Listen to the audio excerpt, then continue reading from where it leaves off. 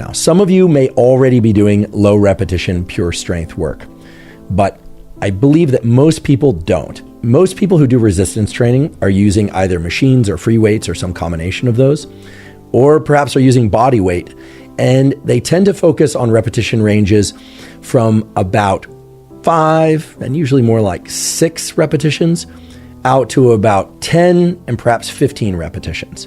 Now, of course, doing resistance training in repetition ranges of 5 to 15 reps per set, provided it's done at sufficient intensity, so either to failure or close to failure, of course in good form, is tremendously beneficial. It can help build strength, it can enhance hypertrophy. There is tremendous value to training in those repetition ranges.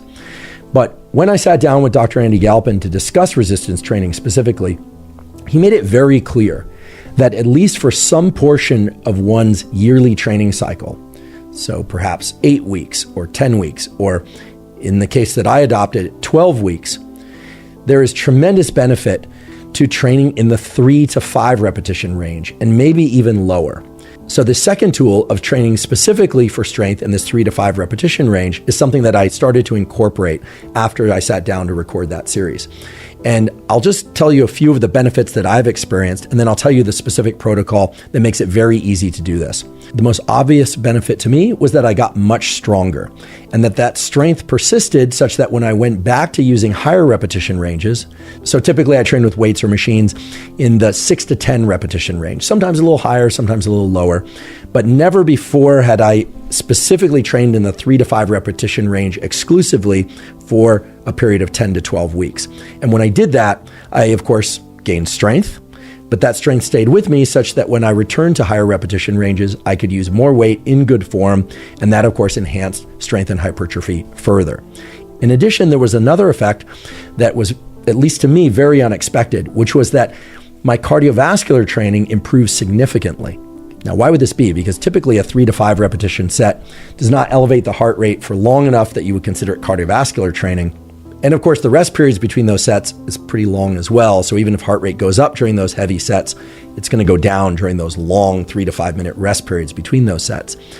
But what I noticed was that my overall posture and my ability to maintain cardiovascular output while using good running form or good rowing form was also vastly improved. And the logical interpretation of why that would be is simply that the muscles got stronger, and those same muscles are being incorporated into the cardiovascular, let's call it endurance work that I'm doing on other days, and therefore I can carry out those cardiovascular training sessions in better form for longer periods of time. I actually felt much stronger during my cardiovascular training as I got much stronger moving these heavier weight loads for low repetition sets.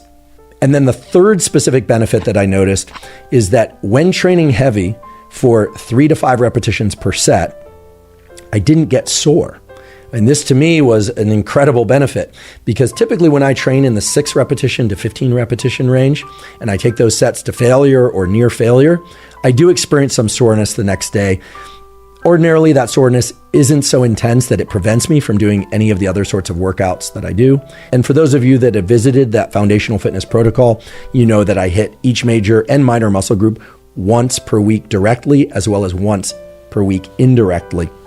That's the overall structure of that program, in order to allow sufficient recovery between those resistance training workouts to be able to make continual progress. Now, by training in this 3 to 5 repetition range that Dr. Andy Galpin suggested, I was able to improve my strength, improve my cardiovascular output, reduce soreness. I also just felt better overall. I had a lot more energy after those workouts than I typically do after my resistance training sessions when I use higher repetition ranges. There are just a number of different things that made me feel, wow, this is really a powerful protocol. And of course, moving heavier weights in the gym feels good too. It feels good to get stronger. At least there's a positive feedback loop there for me, and I think for most people. And I should also mention that for those of you that are averse to doing heavier resistance training in this 3 to 5 repetition range because you fear that it will make you too big or too bulky, training in the low repetition ranges is actually more geared towards increasing strength and is shifting away somewhat from increasing hypertrophy or muscle size. So that's a great benefit for those of you that want to be strong and also want to maintain cardiovascular fitness, but you don't want to add muscular size. And of course, for all of you that want to add muscular size, it's well established that increasing your strength will allow you then to return to patterns of hypertrophy training that will allow you to use heavier weights and therefore induce greater hypertrophy. So there are so many reasons to incorporate these strength training protocols. So the way that Dr. Andy Galpin suggested one do it, and was the way that I did it, is to use this 3x5 protocol. The 3x5 protocol is very straightforward. It involves doing 3 to 5 exercises per workout. Okay, so if it's a workout for legs, it's 3 to 5 exercises. If it's a workout for some upper body muscle, it's 3 to 5 exercises. 3 to 5 exercises for 3 to 5 sets per exercise, 3 to 5 repetitions per set, and 3 to 5 minutes of rest between each set. In addition, he emphasized that one can do those workouts 3 to 5 times per week, although I'm going to put an asterisk next to that last statement because I found that I couldn't do the 3x5 protocol, say for legs specifically, 3 to 5 times per week. I realize that might be possible for some people, but I'm somebody who, like many of you out there, either doesn't have the time or doesn't have the recovery capacity to train my legs 3 to 5 times per week.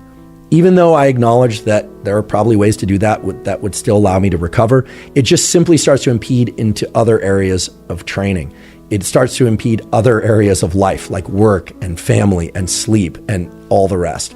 So what I did and what I'm suggesting you try is for any existing resistance training that you're doing to take a period of 8 or 10 or ideally 12 weeks and do the vast majority, if not all of that resistance training in the lower repetition range that's designed specifically to induce strength adaptations.